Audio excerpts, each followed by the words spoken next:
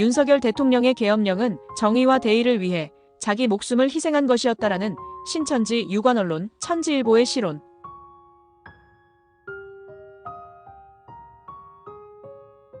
언론활동의 큰 핵심적인 활동으로 두 가지를 꼽을 수 있습니다.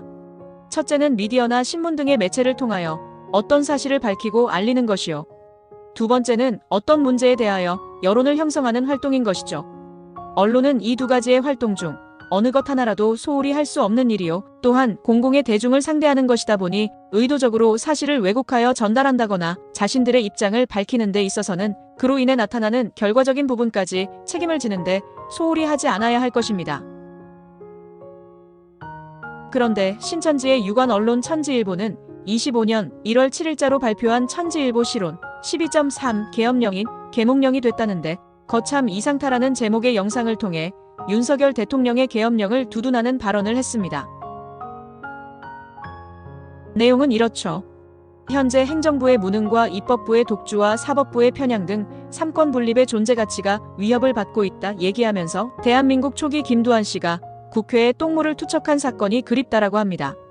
그리고 천지일보는 이 똥물을 투척한 김두한 씨를 12월 3일에 계엄령을 선포한 윤석열 대통령에게 비유하고 있다는 것입니다.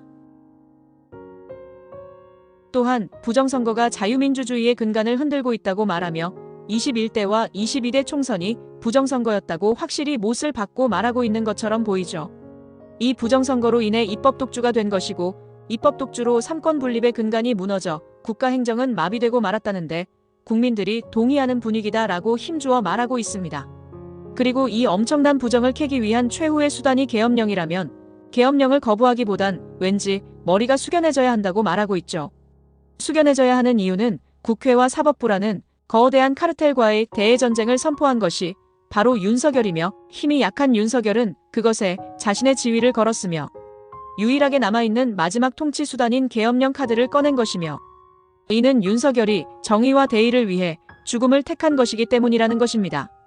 그리고 정치 지도자들은 계엄령이라는 단어가 가지는 부정적 요소를 앞세워 선전과 선동으로 무기 삼았다 말하며 국민들은 조건 반사적으로 계엄이란 단어에 대해 혐오성을 드러냈다라고 합니다.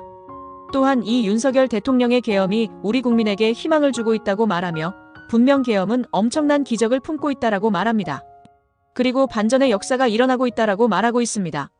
그리고 천지일보는 여기에서 한술 더 뜨고 있으니 이 계엄령이 오히려 국민의 계몽을 가져온 신의 한 수라고 평가하고 있습니다. 결과적으로 이 계엄령은 이 시대를 깨우고 젊은이들을 깨우고 이상을 심어준 상록수가 됐다고 훗날 세인들은 말하게 될 것이다라고 마무리를 하고 있죠.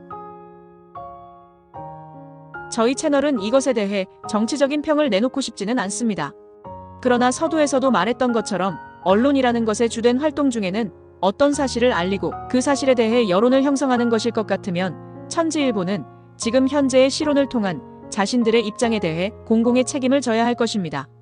제 생각에는 그 누구보다 극우적이고 편향된 시각에 따른 메시지인데 앞으로도 계속 이러한 입장을 견지해 나가 주시길 간곡히 호소드립니다.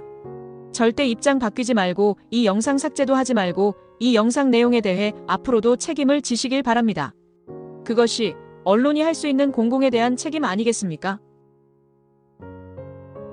신천지 이만희는 2025년을 기해 이제껏 있어져 왔던 실상의 표어를 뒤로하고 이제 사랑과 축복의 해라고 말하며 급변하는 사회에서 뒤로 한 발 물러나는 스탠스를 취하고 있는 것 같은데 그에 반해 천지일보는 다른 메시지를 전달하고 있는 것 같아 좀 놀랍기는 합니다. 천지일보의 입장이 어떤 입장인지 잘 전달받았으며 우리는 그것을 기억할 것입니다. 앞으로도 영원히 말입니다.